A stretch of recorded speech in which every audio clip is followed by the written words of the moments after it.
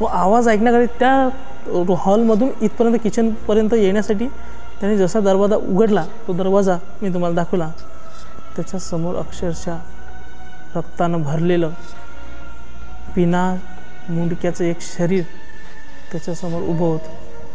आणि ते दृश्य पाहून आपण काय विचार करू शकतो की असं दृश्य जर अचानक कोणाच्या समोर आलं तर ते दृश्य पाहून त्या व्यक्तीचे काय हाल झाले, काय परिस्थिती झाली असेल.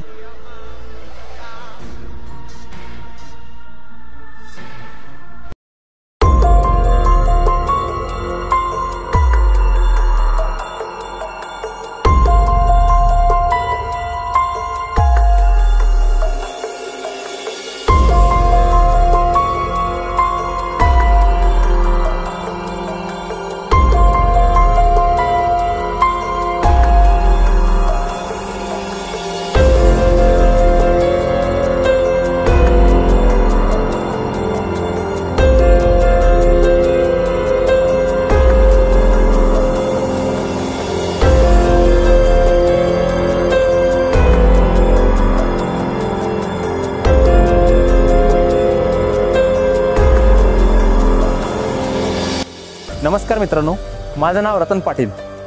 आज आपण त्या ठिकाणी जात आहे जिथं ते कथा प्रसिद्ध आहे, म्हणजे की बिना मुंडक्याचा माणूस ज्या लोकांना दिसला तिथं. आज त्या ठिकाणी आपण जात आहे. माझ्यासोबत आहेत सागर भाऊ जे की कॅमेरामॅन आहेत आणि संतोष. तर तिथं आज आपण जाऊन पाहणार आहे की नेमकं घडते तरी काय. तर चला तिथं जाऊन बघूया. आता रात्रीचे 10 वाजत आहे आणि तिथं गेल्यानंतर आम्ही तुम्हाला दाखवू, तिथं लाईव्ह दाखवणार आहे की नेमकं तिथं वातावरण कसं आहे. तर चला मित्रांनो, आपण त्या ठिकाणी पोहोचलेलो. हे त्या याचं गेट आहे, समोर पाहू शकता तुम्ही. हे त्या हॉटेलचं गेट आहे आणि मागं दिसणारी ते हॉटेल आहे. इथं त्या माणसाला बिना मुंडक्याचा माणूस इथं दिसला होता. तर चला आतमध्ये जाऊन पाहू आपण नेमकं होते तरी काय.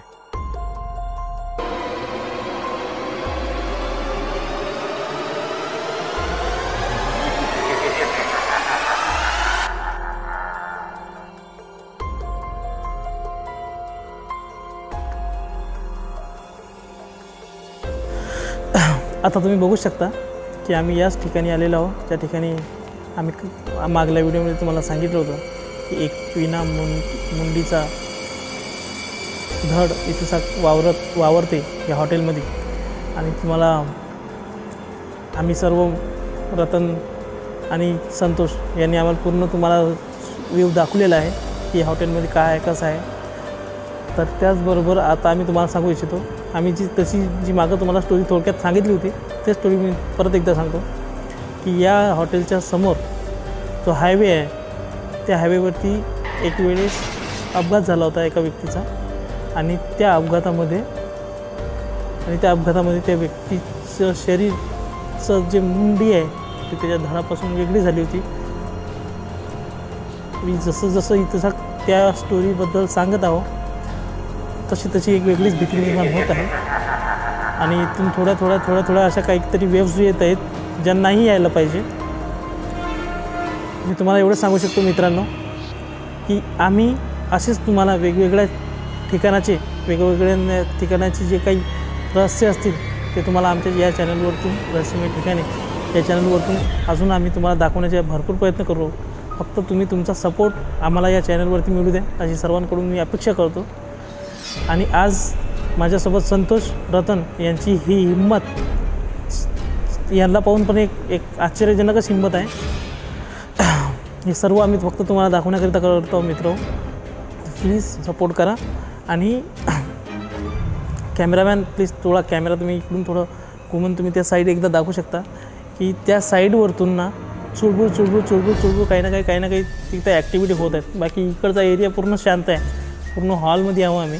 फक्त जो किचनचा रो आहे त्याच्यातून काही ना काही छोट्या ॲक्टिव्हिटीचे साऊंड इथं येत आहेत आम्हाला. तरी एकदा तुम्हाला तुम्ही एकदा तिकडे कॅमेरा, लाईट्स आणि कॅमेरा दाखवा एकदा. बघू शकता मित्रांनो, हाच तो किचन रूमचा जो एरिया आहे त्या स्पेसेसमधून आवाज येत आहे आता. आणि आम्ही इथं आलेलो आहोत आणि इथं काहीच आवाज नाही आहे, पूर्ण शांतता आहे. जेव्हा मी बोलत होतो तेव्हा इथून काही ना काही आवाज येत होते. काही चिमणी किंवा काही पाखरं किंवा काही टोन अशा वेगळ्याच टोन येत होत्या. आणि आता इथं आल्यानंतर अक्षरशः शांतता पसरलेली आहे पूर्ण. तर मित्रांनो, आता तुम्ही बघितलेलंच आहे, आम्ही तुम्हाला तो स्पेसेस तर जाऊन दाखवलेला आहे आणि त्याच्यामध्ये एकदम शांतता पसरलेली आहे. आणि इथं आम्ही जेव्हा उभं राहून तुम्हाला ते घटनेबद्दल सांगत होतो तेव्हा तिथून ॲक्टिव्हिटी चालू झाल्या होत्या. आज मी तुम्हाला परत तीच घटना या ठिकाणी रिपीट सांगत आहो, कारण ती जी घटना झाली होती त्या घटनेनंतर जसं त्या व्यक्तीस आणि मध्यरात्री तो व्यक्ती इथं झोपायला होता, आम्ही तुम्हाला कॅमेरामध्ये त्याची बास पण दाखवलेली आहे की तो कुठं झोपत होता, काय होता. होऊ शकते ती बास त्या एरियामध्ये होती. त्याला इकडून आवाज येत होते त्या ठिकाणाहून, ज्या ठिकाणी आम्ही तुम्हाला दाखवलेली त्याची बास झोपत होता तिथं बॅक साईडमध्ये.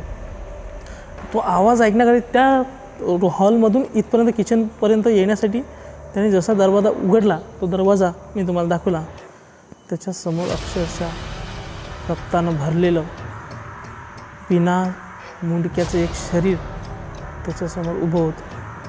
आणि ते दृश्य पाहून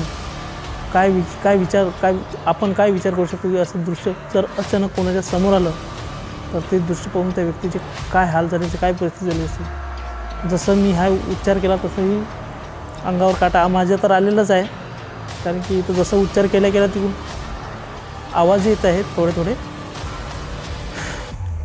मित्रांनो, खूप हिंमत करून आम्ही या ठिकाणी आलेलो आहोत. आणि तेव्हा नंतर त्या दिवसच्या नंतर हे हॉटेलमध्ये अलग वेगवेगळ्या ॲक्टिव्हिटी व्हायला सुरुवात झाली होती. आणि त्या दिवसानंतर कोणतरी येतं. मित्रांनो, तुम्ही बघू शकता, मी आणि आमची टीम आम्ही आता अर्जंटमध्ये बाहेर आलेलो आहोत. आणि याचं कारण हेच आहे की आतमध्ये किंचाळण्याचे आणि कसे आवाज यायला लागले होते. आणि आम्ही सडनली तिथून कसं काय पळत आलो आम्हालाच माहिती आहे. आम्ही पळत आलो आणि हे तुम्ही बघू शकता, आम्ही धावत पळत आलेलो आहोत आणि इथून लवकरात लवकर निघत आहोत. म्हणून तरी हे लास्टचा इंटरव्ह्यू म्हणजे बाहेर निघून देत आहोत. त्यासाठी तुम्ही सबस्क्राईब करा, लाईक करा. हे सर्व मेहनत तुमच्यासाठी चालू आहे मित्रांनो. Thank you very much.